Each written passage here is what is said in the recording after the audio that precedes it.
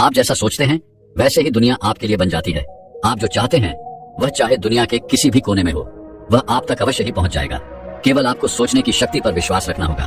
और यह विश्वास कैसे आएगा, यही हम आज एक प्रसिद्ध भिक्षु की कहानी के माध्यम से जानेंगे। तो चलिए कहानी की शुरुआत करते हैं। दोस्तों, किसी ने पूछा था कि ध्यान की कोई सरल विधि बताइए जिससे हम सीधे ध्यान में उतर जाएं और हमें ज्यादा मेहनत भी ना करनी पड़े। लेकिन मेरा आप लोगों से एक सवाल है, आपको क्या लगता है इस दुनिया में कोई भी कार्य करने के लिए क्या हमें मेहनत करने की कोई आवश्यकता नहीं है? क्या बिना कुछ किए ही कोई भी कार्य पूरा किया जा सकता है? और आपको ऐसा क्यों लगता है कि ध्यान इतना मुश्किल कार्य है? क्या आप उसे कर ही नहीं पाते? और अगर आप सोचते हैं तो जरूर मुश्किल ही होगा। इसीलिए तो आप इसको करने के लिए, ध्यान में उतरने के लिए आसान विद्या ढूंढते रहते हैं जिसमें आपको कुछ करना भी ना पड़े और सब कुछ स्वयं आराम से हो जाए। लेकिन ऐसा नहीं होता, कुछ तो आपको करना ही पड़ेगा। बिना कुछ करे तो कुछ नहीं होता। याद रखिएगा, जो जितना कठिन परिश्रम करता है उसे उतना ही अधिक मीठा फल भी मिलता है, और जो परिश्रम नहीं करते उन्हें उतना ही कम मिलता है। तो हम यहाँ ध्यान की बात कर रहे हैं। ध्यान को हम कैसे आसान बना सकते हैं? अगर वास्तविकता देखी जाए तो ध्यान बहुत आसान है, लेकिन ना जाने क्यों आप लोगों ने ये मान रखा है कि ध्यान करना बहुत मुश्किल है, बहुत कठिन है। और मेरी एक बात अवश्य याद रखिएगा, एक मनुष्य के भीतर जो मानने की एक शक्ति है, ये उसके पूरे जीवन को बदल कर रख सकती है। इसलिए जब भी हम कुछ मान लेते हैं तो सामने वाली चीज वैसे ही हमें दिखाई देने लगती है और घटनाएं भी उसी के अनुरूप घटने लगती हैं। इसे एक छोटी सी कहानी के माध्यम से समझते हैं। एक छोटा सा गांव था। उस गांव में एक व्यक्ति रहता था जो हमेशा खुश रहता था। उसके सामने चाहे कितनी भी बड़ी मुसीबत या कितनी भी बड़ी घटनाएं क्यों ना जाएं, वह उनका हंसकर सामना किया करता था। इसलिए वो हमेशा हर परिस्थिति में खुशियां ढूंढ ही लेता था, क्योंकि उसका यह मानना था कि जो कुछ भी उसे जीवन में मिल रहा है उसे देने वाला वह भगवान है और उससे वह बहुत प्रेम करता था। इसलिए हमेशा हर परिस्थिति में, सुख में, दुख में वह हमेशा अच्छा ढूंढ ही लिया करता था, जिस कारण वह हर परिस्थिति में खुश रहता था, हमेशा हंसता रहता था। लेकिन उसी के पड़ोस में एक और व्यक्ति रहता था और उसका वह पड़ोसी बहुत धनवान था। उसके पास बेशुमार दौलत थी, जबकि वह व्यक्ति बहुत गरीब था। वह धनवान पड़ोसी जब भी उस गरीब व्यक्ति को देखता तो उसे अच्छा नहीं लगता था, क्योंकि वो हमेशा खुश रहता था, हमेशा हंसता रहता था, आनंदित रहता था। ये देखकर प्रधान पड़ोसी उससे बहुत जलता था। उससे उसकी खुशी बर्दाश्त नहीं होती थी। वह तो बस उसे उदास देखना चाहता था। वह चाहता था कि वह रोए, गिड़गिड़ाए, परेशान रहे, चिंतित रहे, जिससे उसके मन को शांति मिले और उसे इस तरह से देखकर वह बहुत प्रसन्न हो सके। वह यह चाहता था कि उसका वह गरीब पड़ोसी ये मान ले कि सारी खुशियां धन से ही मिलती हैं। इसलिए एक दिन पड़ोसी उस गरीब आदमी के पास पहुंचा और उसे कहने लगा, मित्र, इस रास्ते में एक औरत रहती है जो रोज सुबह टोकरी लेकर निकलती है। जब भी औरत मेरे सामने आती है तो मेरा पूरा दिन बेकार हो जाता है, मेरा पूरा दिन बर्बाद हो जाता है। वह बहुत मनहूस है, इसलिए जब भी वह तुम्हारे सामने आए तो अपनी नजर चुरा लेना, अन्यथा तुम्हारा दिन भी पूरी तरह से बर्बाद हो जाएगा और तुम दिन भर परेशान रहोगे, चिंतित रहोगे। तुम्हारे साथ कुछ न कुछ अनहोनी घटती ही रहेगी। इतना कहकर वह धनवान पड़ोसी वहां से चला गया। लेकिन उस गरीब व्यक्ति ने उस धनवान व्यक्ति की बातों पर बिल्कुल ध्यान नहीं दिया। अगले दिन वह धनवान व्यक्ति एक बार फिर उस गरीब व्यक्ति के पास आया और एक बार फिर से उसने उस औरत के बारे में वही सारी बातें कही। ऐसा ही करीबन उसने एक सप्ताह तक किया। वह हर रोज आता और उस गरीब व्यक्ति को उस औरत के बारे में इस तरह की बातें बताता और फिर अपने काम पर निकल जाता। एक दिन वो गरीब व्यक्ति खुशी खुशी कहीं जा रहा था, तभी रास्ते में उसे वो टोकरी वाली औरत नजर आ गई। और ठीक उसी समय पर उसे उस समय बात भी याद आ गई कि यह औरत मनहूस है, जो भी इसका चेहरा देख लेता है उसका पूरा दिन बर्बाद हो जाता है। उसके साथ कुछ न कुछ अनहोनी घटती ही रहती है। वह यह सोचता हुआ आगे जा ही रहा था कि तभी अचानक उसके पैरों में एक कांटा चुभ गया। अब ऐसा नहीं है कि उसे पहली बार कांटा चुभा था। जब भी उसे कांटा चुभता तो ईश्वर का धन्यवाद करके आगे की ओर बढ़ जाता था। वह हमेशा यही कहता था कि हे ईश्वर, आपका बहुत बहुत धन्यवाद, आपने मुझे बचा लिया, अन्यथा इससे कुछ बड़ा हो सकता था। लेकिन आज जब उसके पैरों में कांटा चुभा तो उसने सोचा, शायद वह धनवान व्यक्ति सही कहता है, यह औरत मनहूस है, जो भी इसका मुंह देख लेता है उसका पूरा दिन बर्बाद हो जाता है, उसके साथ कुछ न कुछ अनहोनी घटने लग जाती है। अब से जब भी वह गरीब व्यक्ति कहीं जा रहा होता है तब तक वह टोकरी वाली औरत उसके सामने आ जाया करती। हालांकि वह उसके सामने पहले भी आया करती होगी, लेकिन तब उसका ध्यान उस पर नहीं जाता था। लेकिन अब उसका पूरा ध्यान केवल उसी पर था। जब भी वह उसके सामने आती तो उसे वो दुख के पल याद आने लगते, जब उसका मुख देखने के कारण उसे कुछ दुख मिला हो। और इसी तरह वो उन दुखों के छड़ों को इकट्ठा करता चला गया और उन दुखों के लिए वह हमेशा उस औरत को जिम्मेदार मानने लगा, उसे कोसने लगा। और इसी प्रकार धीरे धीरे उसके मन की जो खुशियां थी वह क्षीण होती चली गई। वह हमेशा दुखी रहने लगा था, परेशान रहने लगा था। अब उसके साथ कुछ भी अच्छा नहीं होता था। वह छोटी से छोटी चीजों में भी दुख ढूंढ ही लेता था। ऐसा ही कई दिनों तक चला और अब वह उस औरत से बहुत परेशान हो चुका था। वह उसे किसी तरह से भी छुटकारा पाना चाहता था। एक दिन वह अपने मार्ग में आगे जा रहा था कि तभी उसके सामने वह औरत आ गई। उसे देखते ही उसका पैर फिसल गया और वह पास ही के एक गड्ढे में जा गिरा। जैसे तैसे उसने खुद को वहां से निकाला और वो वापस अपने घर पहुंचा और मन ही मन वो उस औरत से छुटकारा पाने के लिए तरह तरह के तरीके ढूंढ रहा था। उसे उस औरत पर बहुत गुस्सा आ रहा था और तभी उसके मन में ख्याल आया कि क्यों ना मैं इस औरत को हमेशा हमेशा के लिए खत्म कर दूं। ना तो यह औरत रहेगी और ना मेरे साथ यह अनहोनियां होंगी। ना मुझे इस तरह से परेशान रहना होगा। देखते ही देखते रात्रि का समय हो चुका था। इन्हीं विचारों के साथ वह उस रात उसे हमेशा हमेशा के लिए खत्म करने के लिए निकल पड़ा। वह तेजी से आगे बढ़ रहा था कि तभी वह अचानक एक व्यक्ति से टकरा गया। वह व्यक्ति और कोई नहीं बल्कि उसका गुरु था। वह गुरु अपने उस शिष्य को देखकर यह समझ चुके थे कि यह बहुत परेशान है और किसी न किसी चिंता में है। तभी वह अपने शिष्य से कहते हैं, इतनी रात को कहां जा रहे हो? इस पर उनका शिष्य कहता है, हे गुरुवर, मैं उस टोकरी वाली औरत से बहुत परेशान हो चुका हूं और अब तो मैं उसे रास्ते से हटाकर ही दम लूंगा। उसने मेरा पूरा जीवन बर्बाद कर दिया है। हर रोज मेरे साथ कुछ न कुछ अनहोनी होती रहती है। अब मैं उसे नहीं छोड़ूंगा। उसे तो मैं उसकी अंजाम तक पहुंचाकर ही दम लूंगा। तभी उन गुरुवर ने उस व्यक्ति के हाथों में हथियार देखा और उसे कहने लगे, अच्छा तो तुम उसकी हत्या करने जा रहे हो? इस पर वह गरीब व्यक्ति कहता है, हे गुरुवार, उसने मेरे सुखी जीवन में आग लगा दी है। मेरा जीवन पूरी तरह से बर्बाद हो चुका है। हर रोज मेरे साथ कुछ न कुछ अनहोनी घट जाती है। मैं हर रोज केवल यही प्रयास करता हूँ कि वो मुझे मार्ग में न मिले, लेकिन वो हर रोज मेरी मार्ग के बीच में आ ही जाती है। उसके कारण मेरा पूरा जीवन नर्क बन चुका है। इसी कारण मैं बहुत परेशान हो चुका हूँ। इसीलिए मैंने ये तय किया है कि अब मैं उसे नहीं छोड़ूंगा। मैं तो उसे अपने मार्ग से हटाकर ही दम लूंगा। इस पर वह गुरु मुस्कुराने लगे और उस व्यक्ति से कहते हैं, इसके लिए तुम्हें उसकी हत्या करने की कोई आवश्यकता नहीं है। मैं तुम्हें एक मार्ग दिखाता हूँ, तुम उस पर चलो, तुम्हारा सब कुछ फिर से अच्छा होने लगेगा। इस पर वह व्यक्ति कहता है, हे गुरु बताइए, वह कौन सा मार्ग है? मुझे क्या करना होगा? तभी वह गुरुवर कहते हैं, इसी मार्ग पर एक और औरत रहती है और मैंने उसके बारे में बहुत कुछ सुना है। मैंने यह भी सुना है कि जो कोई भी उसकी शक्ल देख लेता है उसका पूरा दिन बहुत अच्छा बीतता है। उसके साथ सब कुछ अच्छा होता है। वह बहुत भाग्यशाली है। जो भी उसके दर्शन कर लेता है उसके जीवन में आने वाले दुख आधे हो जाते हैं। इसलिए जब भी तुम इस मार्ग से निकला करो तो उस औरत के दर्शन अवश्य किया करो। तुम्हारे जीवन के सारे दुख देखते ही देखते खत्म हो जाएंगे। इतना कहकर वह गुरु अपने मार्ग में आगे की ओर बढ़ चले। उस व्यक्ति को अपने गुरु की बात पर पूरा यकीन था, इसलिए वो वापस अपने घर की ओर लौट गया। अब से जब भी वह किसी कार्य के लिए उस मार्ग से होकर गुजरता था तो वह उस औरत के दर्शन अवश्य करता था। और उसने अब यह भी मान लिया था कि उस औरत के दर्शन के कारण ही उसके जीवन में जो भयंकर दुख आने वाले थे वह कम होने लगे हैं और वह पहले से अच्छा महसूस करने लगा था। वह पहले से खुश महसूस करने लगा था क्योंकि वह हर रोज उस औरत को देखकर वहां से निकल जाता और उसके साथ सब कुछ अच्छा हो जाता। उसे इस बात का विश्वास हो चुका था कि अब उसके साथ कुछ भी गलत नहीं होगा। उसके साथ सब कुछ अब अच्छा ही होगा। यदि उसके साथ कुछ भी गलत होता था तो वो यही सोचता था कि शायद मेरा इससे भी बड़ा अहित होने वाला था, लेकिन उस औरत के दर्शन के कारण मैं बच गया। हालांकि इसके बारे में उस औरत को कुछ नहीं पता था कि उसके दर्शन के कारण कौन सुख पा रहा है और कौन दुख पा रहा है। तो दोस्तों, हम यहाँ पर बात कर रहे थे मान लेने की। ध्यान में मान लेना एक बहुत बड़ी भूमिका निभाता है। अगर आप ये मान लेते हैं कि ध्यान कठिन है और इसे आप कभी नहीं कर सकते तो आप यकीन मानिए आप इसे कभी नहीं कर पाएंगे, क्योंकि आपका विश्वास यही कहता है। आपने जो मान रखा है, आपने जो विश्वास रखा है वह यही कहता है। और तो और कुछ लोग ऐसा भी कहते हैं कि ध्यान करने से लोग पागल हो जाते हैं। यदि आप ऐसा मानते हैं तो आपके साथ भी ऐसा ही होगा। लेकिन जरा यह सोचिए, क्या नकारात्मक विचारों से सकारात्मक चीजों को उत्पन्न किया जा सकता है? क्या नकारात्मक विचारों से सकारात्मक विचारों का निर्माण किया जा सकता है? नहीं।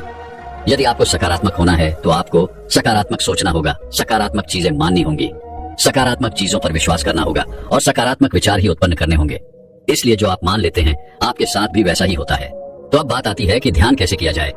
शुरुआत में तो हम केवल ध्यान करने की कोशिशें कर सकते हैं, लेकिन एक बात आपने यह भी ध्यान दी होगी, आप पूरे दिन में बहुत सारा समय यूं ही व्यर्थ गवा देते हैं। लेकिन यदि कोई आपसे यह कहे कि केवल 5 मिनट दिन में केवल 5 मिनट आप अपने ध्यान को दीजिए तो आप यह नहीं कर पाएंगे। हालांकि आप अपना अधिकांश समय यूं ही व्यर्थ गवा देते हैं, लेकिन वो 5 मिनट आप ध्यान करने में नहीं दे सकते। आपसे कोई कहे कि 5 मिनट बैठकर शांति से केवल अपनी सांसों पर ध्यान दीजिए तो यह आप नहीं कर पाएंगे। हो सकता है कि आप में से अधिकांश लोग इसे 1 दिन करें, 2 दिन करें, 3 दिन करें, 4 दिन करें और फिर किसी की बात सुनकर अगर आपको और भी ज्यादा प्रेरणा मिल जाए तो हो सकता है क्या आप उसे 15 से 20 दिन या फिर महीना भर कर सकते हैं। लेकिन फिर आप इसे ऊपरी मन से करने लग जाएंगे और एक ना एक दिन आप इसे छोड़ देंगे। लेकिन आपने यह नहीं सोचा कि जहाँ पर आप अपना समय यूं ही वेस्ट कर देते हैं वहाँ पर केवल दिन में 5 मिनट निकालना क्या इतना मुश्किल है? जरा सोचिए, क्या इससे सरल और इससे आसान कुछ हो सकता है? हाँ, शुरुआत में हम ध्यान का अभ्यास जरूर करेंगे, शुरुआत में हम ध्यान करने का प्रयास जरूर करेंगे, लेकिन ध्यान नहीं लग पाएगा। इससे आप परेशान होने लगेंगे, चिंतित होने लगेंगे और तरह तरह की अलग मार्गों को ढूंढने लग जाएंगे जो इससे भी सीधा हो, सरल हो, आसान हो, जिसमें आपको कुछ करना भी ना पड़े और आप आसानी से ध्यान में उतर जाएं। और कुछ लोग जो धैर्य बनाकर रखेंगे और ध्यान की कोशिश अर्थात ध्यान का अभ्यास निरंतर करते रहेंगे, वह एक ना एक दिन ध्यान में जरूर और उतरते जाएंगे और देखते ही देखते यह ध्यान संपूर्ण हो जाएगा। और जब आप एक बार उस ध्यान में उतर जाएंगे तब आप अपने जीवन को देख सकेंगे, उसकी वास्तविकता को जान सकेंगे, अपने आप को पहचान सकेंगे। तब आपकी सोच और समझ का विस्तार होने लगेगा। महात्मा बुद्ध भी इसी तरह से ध्यान किया करते थे।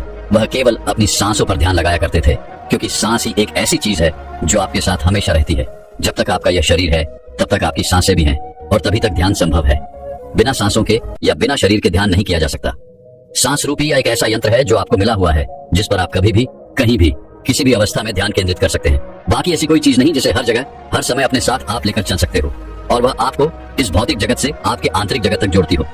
क्या आपने कभी एक पल के लिए सोचा है कि आपको दिन भर में कितनी सांसें आती है और कितनी सांसें जाती हैं? क्या आपने कभी इस पर ध्यान दिया है? क्या आपने कभी यह भी ध्यान दिया है कि क्या आप सांसें ले रहे हैं या नहीं? तो चलिए एक छोटा सा प्रयोग करके देखते हैं। आप सबके पास मोबाइल फोन तो होगा ही, जिसे आप यूज करते हैं। आपके पास इंटरनेट भी होगा। आपका जब मन करता है तब आप अपने फोन पर उंगलियां चलाने लग जाते हैं। कुछ नहीं तो आप बार बार फोन ऑन ही करके देख लेते हैं। कुछ मिल जाए, कुछ मजेदार ढूंढने लगते हैं, क्योंकि फोन आपकी एक आदत सी बन चुकी है और आप उसके बिना एक सेकंड भी रह नहीं पाते। तो अब आपके मन में ये प्रश्न उठ रहा होगा कि आखिर आपको करना क्या है? तो आपको बस एक छोटा सा काम करना है। आपको अपने इस फोन को कुछ देर के लिए अपने आप से दूर रखना है और अपने आप पर ध्यान केंद्रित करना है कि आप कितनी देर तक फोन को बिना इस्तेमाल किए रह सकते हैं। जब आप ध्यान देंगे तब आपको यह एहसास होगा कि आपके भीतर से कोई ऐसा है जो आपसे ये कह रहा होगा, जो आपसे जोर जबरदस्ती करेगा कि उस फोन को उठा लो, उस फोन को ऑन करो और देखो कि क्या हो रहा है, क्या चल रहा है, कुछ नया तो नहीं आया, कुछ मजेदार आया होगा। अब आपके मन में ये प्रश्न उठ रहा होगा, क्या आखिर ये जोर जबरदस्ती हमसे करेगा कौन? तो ये कोई नहीं है, ये तो केवल आपकी एक आदत है और ये आदत घटना चाहती है, क्योंकि हम जो भी आदतें अपनाते हैं वो आदतें घटने के लिए ही होती है और वह सभी घटना ही चाहती है। वह आपके द्वारा बाहर की ओर कार्य करना चाहती है। और अगर यह एक आदत है जो आप पर हावी हो रही है, तो आंखें बंद करना और ध्यान देना कि आप में यह आदत कहां से आई है और आपके भीतर यह कहां समाई हुई है। क्या आप इसे जान सकते हो? क्या आप इसे पहचान सकते हो? क्या आप इस पर नियंत्रण पा सकते हो? अगर हाँ, तो कैसे? और यह केवल एक आदत नहीं है, ऐसी कई सारी आदतें हमारे भीतर यूं ही छुपी हुई है जो हमारे द्वारा बाहर के कार्य करना चाहती है, अर्थात घटना चाहती है। और इन्हीं आदतों के कारण हमारा निर्माण होता है। यही आदतें हमारा निर्माण कर रही हैं और वो भी बिना हमारी अनुमति के। क्या आपने इस बारे में कभी सोचा था? ऐसे ही जीवन की छोटी छोटी बातों में आप ध्यान को केंद्रित कर सकते हैं, उसमें अपने आप को ढूंढ सकते हैं, समझ सकते हैं, पहचान सकते हैं, उनकी वास्तविकता और सत्यता को देख सकते हैं। हो सकता है यह प्रयोग आप में से कई लोगों को समझ में आया हो और ना भी समझ में आया हो। यदि आपको समझ में आया तो आप मुझे कमेंट में जरूर बताइएगा, और यदि आपको यह प्रयोग नहीं समझ में आया तो भी आप मुझे कमेंट में बता सकते हैं। कर्तव्यनिष्ठ इंसान बनने के लिए केवल एक ही विचार को बार बार सोचकर कैसे सफलता प्राप्त की जा सकती है, इसी विषय पर हम अगली कहानी आपको सुनाएंगे। तो चलिए कहानी की शुरुआत करते हैं। दोस्तों, पूरे राजमहल में पायल की झंकार गूंज रही थी। मंत्री, सेनापति और अन्य सभी सभासद नशे में पूरी तरह से डूबे हुए थे। यहाँ तक कि सम्राट भी पूरी तरह से मदहोश हो चुके थे। भोग विलास का यह दृश्य देखकर गुरुवर को बहुत तकलीफ हुई। उनके सीने में मानो एक खंजर सा गड़ गया। वह यह सोचने लगे, क्या यह वही राजा है जिसे एक महान नायक बनाने के लिए मैंने सालों तक उसे प्रशिक्षण दिया था? और आज यह सब क्या हो रहा है? गुरुवर राजा को सम्राट की गद्दी पर बैठाकर वन में स्थित अपने आश्रम चले गए थे, और जब उन्हें राजा के इस व्यवहार के बारे में पता चला, उन्हें राजा के द्वारा किए गए इन कर्मों के बारे में पता चला, तो वह शीघ्र ही राजमहल आ पहुंचे। और राजमहल में यह दृश्य देखकर वह खुद को रोक न सके। उन्होंने एक गहरी सांस ली और कठोर आवाज में चिल्लाते हुए कहा, बंद करो ये सब। उन गुरुवर की इस कठोर आवाज को सुनते ही वहां पर उपस्थित सभी लोग एक पल के लिए मौन से हो गए, मानो उन गुरुवर की आवाज ने सभा के नशे को पूरी तरह से चीर कर रख दिया। संगीत थम गया और उन गुरुवर की आवाज को सुनकर वह सम्राट चौंक गया। किसी तरह से उसने होश संभाला और उठ खड़ा हुआ। उसने उन गुरुवर को प्रणाम किया। इस पर वह गुरुवर क्रोधित होते हुए सम्राट से कहते हैं, सम्राट, जीत पर सोओगे तो हार में उठोगे। कर्म ही मनुष्य का धर्म है और जो यह नहीं करता वह कमजोर और नकारा हो जाता है। इस पर वह सम्राट जवाब देते हुए उनको वर से कहता है गुरुवर, क्षमा कीजिएगा, परंतु जब से मैं सम्राट बना हूं तब से मैंने केवल राज्य ही संभाला है। मैं राज्य को संभालने में इतना व्यस्त हूं कि मैंने अपने ऊपर तनिक भी ध्यान नहीं दिया है। और ऐसा सम्राट होने का भला क्या फायदा, जहां हमें हर दिन केवल कठपुतली की तरह काम ही करता रहा। कठपुतली की तरह मैं नचाया जाता रहा हूं। ना तो मैं अपनी इच्छा से उड़ सकता हूं और ना ही अपनी इच्छा से बैठ सकता हूं और ना ही मैं अपनी इच्छा से कहीं बाहर जा सकता हूं। जहां तक कि मेरा विवाह भी आपके लिए एक राजनीति ही थी। जब से मैं सम्राट बना हूं तब से मैं एक पल के लिए भी चैन से सो नहीं पाया हूं। और ऐसी अवस्था में यदि मैंने थोड़ा सा सुख पाने के लिए समारोह आयोजन कर लिया, थोड़ा सा भोग विलास कर लिया, तो इसमें क्या बुरा हो गया? यदि मैं एक सम्राट होकर भी सुख न भोगूं तो भला मेरी इस सफलता का क्या फायदा? अगर सफल होने के बाद भी मुझे उसी प्रकार संघर्ष करते रहना है जिस प्रकार मैं पहले कर रहा था, तो भला मेरी ऐसी विजय का क्या लाभ? इस पर वह गुरु मुस्कुराए और उन्होंने राजा से कहा, सम्राट, तुम सफलता और भोग विलास को एक चीज समझ बैठे हो। तुम विजय और आराम को एक चीज समझ रहे हो। अगर तुम्हारे जैसा ज्ञानी सम्राट, तुम्हारे जैसा ज्ञानी महाराजा अगर ऐसी भूल कर सकता है तो इसमें मेरी ही गलती है। अगर तुम जैसे सम्राट को इतना गंभीर भ्रम हो सकता है तो इसे मुझे विस्तार में तुम्हें समझाना ही चाहिए। आगे गुरुवर उस भरी राज्य सभा में राजा से कहते हैं, सम्राट, सबसे पहले तुम मेरी यह बात समझो कि संघर्ष से ही शक्ति प्रकट होती है। यदि विषय सरल बना दिया जाए तो कोई भी विद्यार्थी उसमें अपना मस्तिष्क नहीं खपाएगा। अर्थात वह अपना दिमाग कभी नहीं लगाएगा और उसका दिमाग कभी तीव्रता से काम करना सीख ही नहीं पाएगा। और यदि कभी आपत्ति ना आए तो सिपाही भी साहस नहीं जगा सकेगा। ठीक उसी प्रकार अगर जीवन में संघर्ष ना हो तो हम मनुष्य के भीतर की वह आंतरिक शक्ति कभी नहीं जागती। इसीलिए सफलता का असली मतलब होता है संघर्ष करते रहना, चुनौतियों को स्वीकार करना और संघर्ष करके खुद को और बेहतर बनाते जाना, शक्तिशाली होते जाना। इसीलिए संघर्ष का मतलब दुख नहीं बल्कि आत्मा की प्रगति होती है। उन गुरुवर के यह शब्द सम्राट के हृदय को भेद रहे थे। सम्राट ने उन गुरुवर की सारी बातें ध्यानपूर्वक सुनी और राज्यसभा में मानो एक सन्नाटा छा गया। तभी वह सम्राट दोनों हाथ जोड़कर उन गुरुवर से कहता है गुरुवर, मुझे क्षमा करें, परंतु मैं यह जानना चाहता हूँ, यदि मैं भोग विलास ना करूं, यदि मैं समारोह का आयोजन ना करूं, तो मेरे इस मन को सुख कैसे मिलेगा? मेरा यह मन भला कैसे शांत हो पाएगा? मेरे मन को चैन कैसे मिलेगा? इस पर गुरुवर उस सम्राट की इस बात का जवाब देते हुए कहते हैं, है राजन, अगर तुम्हारी प्रजा भूखी है तो क्या तुम कभी चैन की नींद सो सकोगे? अगर यह बात जानते हुए भी तुम चैन की नींद सो जाते हो तो तुम सम्राट कहलाने के लायक नहीं हो। और यदि तुम एक सच्चे सम्राट हो तो यह बात तुम्हें कभी सोने नहीं देगी। ये बात तुम्हारे मन को कचोड़ती रहेगी और तुम्हारे मन को कभी चैन नहीं मिलेगा। फिर चाहे तुम कितना भी भोग विलास क्यों न कर लो, फिर चाहे तुम कितना भी ऐशो आराम का जीवन क्यों न जी लो, फिर चाहे तुम कितने भी समारोह का आयोजन क्यों न कर लो, लेकिन यह संगीत का नाच गाना तुम्हें कभी चैन से नहीं रहने देगा। इसलिए है राजन, पूरी निष्ठा से कर्तव्य का पालन करो, क्योंकि एक राजा के लिए उसकी प्रजा ही सब कुछ होती है। अपने प्रजा की सेवा में जुट जाओ। अपना कर्तव्य पूरा करने के लिए दिन रात संघर्ष करो। संघर्ष से ही तुम्हारी आत्मा की शक्ति जागृत होगी। आत्मा की शक्ति से ही तुम मन को साथ पाओगे, मन को नियंत्रित कर पाओगे। और एक बार यदि तुम मन पर नियंत्रण साथ लोगे तो तुम गहरे आनंद का अनुभव कर पाओगे, जो इस तुच्छ शारीरिक सुख से कहीं ज्यादा अधिक गहरा है। और केवल तभी तुम्हें यह भी नजर आने लगेगा कि जिस संघर्ष को तुम कष्ट समझ रहे थे वह तो उन्नति की सीढ़ियां हैं, जिसे चढ़कर ही तुम उन्नति पा सकते हो। और यही सीढ़ियां चढ़कर तुम अपनी आत्मा को और प्रबल भी बना सकते हो। इसलिए है राजन, सफलता का असली मतलब सुख नहीं बल्कि कर्तव्य पालन और निष्ठा है। गुरुवर की यह सारी बातें सुनकर सम्राट की आंखों से पर्दा हट चुका था। वह उन गुरुवर की हर एक बात को अच्छी तरह से समझ चुका था। सम्राट पहले से ही बहुत ज्ञानी था, बस वह रास्ता भटक चुका था। उसके बाद से सम्राट ने अपना पूरा जीवन केवल अपनी प्रजा की देखरेख में लगा दिया। उसने पूरी निष्ठा से राज्य प्रशासन किया और देखते ही देखते उसकी प्रजा भी उससे अत्यधिक पसंद करने लग गई थी। लेकिन सम्राट के जीवन काल में एक ऐसा समय भी आया जब पूरे राज्य में भीषण अकाल पड़ा था। और इसी अकाल के दौरान सम्राट ने अंतिम 40 दिनों में अन्न का एक दाना भी नहीं खाया था, क्योंकि राजा की प्रजा के पास अन्न नहीं था। ऐसे में राजा भला भोजन कैसे ग्रहण कर सकता है? और 40 दिनों की लगातार अथक प्रयासों के बाद, मुश्किलों और संघर्षों के बाद सम्राट ने प्राण त्याग दिए। दोस्तों, यह कहानी बहुत छोटी सी है लेकिन हमें बहुत कुछ सिखाती है। आपने देखा होगा कि आजकल हम तरह तरह की संगीत सुनते हैं, मूवीज देखते हैं, तो हमें लगता है कि सफलता का असली अर्थ यही है, पैसा कमाओ और फिर जिंदगी में आराम करो, महंगी महंगी गाड़ियों में बैठो, महंगी कपड़े पहनो।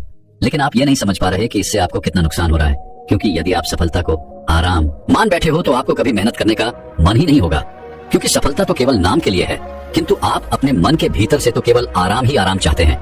और देखते ही देखते हमारा अंतर्मन इस आराम के लक्ष्य को अपना भी लेता है। और यही कारण है कि हम में से अधिकांश से लोगों का काम में मन नहीं लग पाता, क्योंकि हम भीतर ही मन से आराम चाहते हैं, उस काम से छुटकारा चाहते हैं। और ऐसी अवस्था में यदि आपने सफलता पा भी ली तो उस सफलता में भला क्या अंतर आ जाएगा? इंसान की यात्रा मूल आधार से चेतना या शरीर से प्रकाश की है। इसलिए कभी संघर्ष से भागे मत, क्योंकि आत्मा को ऊपर उठाने के लिए, उसे मजबूत बनाने के लिए लगातार संघर्ष करते रहना चाहिए, ताकि आप अपने भीतर बैठे हुए उस डर, उस कमजोरी से लड़ सके, उसे हरा सके और उसे अपने भीतर से निकाल सके। इसलिए मुसीबतों से डरिए मत, बल्कि उनका सामना कीजिए, उनसे संघर्ष कीजिए और खुद को मजबूत बनाइए, खुद को और ऊपर उठाइए। और इसके लिए आपको किसी युद्ध में जाने की कोई आवश्यकता नहीं है, बस अपने कर्तव्य काल का निष्ठा और ईमानदारी के साथ पालन करो। लेकिन अब आपके मन में यह सवाल उठ रहा होगा, हम क्या कर सकते हैं? हमारा तो मन ही नहीं लगता। तो इसका बड़ा ही सीधा सा जवाब है। इसके लिए आपको सबसे पहले एक लक्ष्य निर्धारित करना होगा। मान लीजिए कि आप 3 साल में क्या पाना चाहते हैं, उसे एक पेपर पर लिख दीजिए। अगले 3 साल में आपका लक्ष्य क्या है, यह आपको पहले जानना होगा। और फिर उस लक्ष्य को पाने से आपके जीवन पर क्या प्रभाव पड़ेगा, आपके परिवार पर क्या प्रभाव पड़ेगा। जो भी 3 साल का आपका लक्ष्य बनेगा, इस समय केवल वही आपका उद्देश्य है। और जब आप इस उद्देश्य का अर्थात इस लक्ष्य का पीछा करते हो, पूरा मन लगाकर काम को पूरा करने की कोशिश भी करते हो, लेकिन उसी दौरान हमारे मन में तरह तरह के विचार भी उत्पन्न होने लगते हैं। बार बार कहीं ना कहीं हमारे मन के भीतर एक भ्रम सा बना रहता है, जो आपको बार बार आलस्य और तामसिकता की ओर ले जाता है, जिस कारण बार बार हमारे मन में एक डर उठता है, एक संदेह उठता है और हम खुद पर शंका करने लगते हैं। लेकिन आपको इन पर ध्यान नहीं देना चाहिए, बल्कि आपको इन्हें छोड़कर अपने कर्म पर ध्यान देना चाहिए। आपको उच्च कर्म करने की कोशिश करनी चाहिए। वास्तविकता में यही संघर्ष है जो आपको खुद से ही करना पड़ता है। इस बात को कुछ ऐसे समझने की कोशिश कीजिए। मान लीजिए आपके भीतर 2 प्रकार के मस्तिष्क हैं, एक उच्चतम और दूसरा न्यूनतम, और दोनों ही आप पर नियंत्रण पाना चाहते हैं। उन दोनों के बीच में लगातार एक खींचातानी चलती रहती है जिसके बारे में हमें पता नहीं होता, लेकिन जब हम जागरूक होते हैं हम यह अच्छी तरह समझ पाते हैं और हम उन दोनों पर नियंत्रण साधने में सफलता भी प्राप्त कर लेते हैं। और इसे ही संघर्ष कहा जाता है, क्योंकि यह लड़ाई हमें भीतर की ओर लड़नी है। हमारा दुश्मन यहाँ पर और कोई नहीं बल्कि हम खुद ही हैं, और यहाँ पर हमारा मित्र भी कोई और नहीं बल्कि हम खुद ही हैं। यदि आप भी अपने जीवन में तरक्की पाना चाहते हैं तो तरक्की पाने के लिए इस नियम को समझने की आवश्यकता है कि बड़ी जिम्मेदारियां केवल उस व्यक्ति को ही मिलती है जो अपना किरदार अच्छी तरह से निभाता है। अर्थात यदि आप अच्छे से अपना कार्य कर रहे हैं तो अवश्य ही आपको और भी अच्छे काम मिलेंगे, आपको उन्नति मिलेगी। किंतु यदि आप अपने काम में आनाकानी कर रहे हैं, आप अपने काम को टाल रहे हैं, तो ऐसे में भला आपको कोई भी कार्य क्यों सौंपेगा। यह दुनिया संघर्ष पर ही टिकी हुई है और यह दुनिया का एक अडिग नियम है।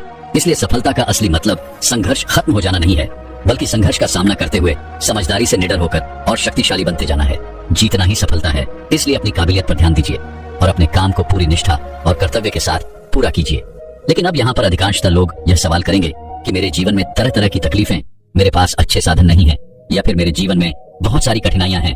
यदि आप इस तरह से सोचेंगे तो आप कभी भी संघर्ष की यह लड़ाई जीत नहीं पाएंगे, बल्कि आपको इस तरह से सोचना चाहिए कि मैं यह कार्य करने के लिए पूरी तरह से सक्षम हूँ, मैं इस संघर्ष को संभालने के लिए पूरी तरह से काबिल हूँ।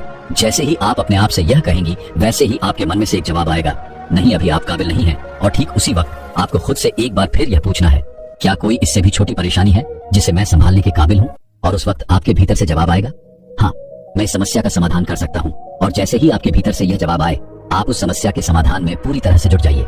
जैसे हम में से अधिकांश लोग अपनी नौकरी के लिए जगह जगह घूमते फिरते हैं। किसी को अपना घर छोड़कर कहीं और जाकर नौकरी करनी पड़ती है, तो किसी को अपना घर परिवार ले जाकर कहीं और पर रहना पड़ता है। ऐसी अवस्था में आप अपने आप से पूछ सकते हैं, मैं क्या नियंत्रित कर सकता हूँ। आपके भीतर से जवाब आएगा, मैं खाना पीना, समय पर उठना, समय पर सोना, नियमित एक्सरसाइज, ध्यान करना, ये सारी चीजें मैं आसानी से नियंत्रित कर सकता हूँ। हाँ, आपको लग रहा होगा कि ये बहुत सी छोटी सी चीजें, लेकिन शुरुआत आपको छोटी चीजों से ही करना होगा। आप इनमें महारत हासिल करने की कोशिश करिए। जैसे ही आप अपने आप से ही सवाल करेंगे कि मैं आज से इन चीजों पर नियंत्रण साधने वाला हूँ, वैसे ही आपका मन आपसे कहने लगेगा, इन बातों में भला क्या रखा है, इससे अच्छा है देर तक जागो, रात में मूवीज वगैरह देखो और भविष्य की चिंता छोड़ दो।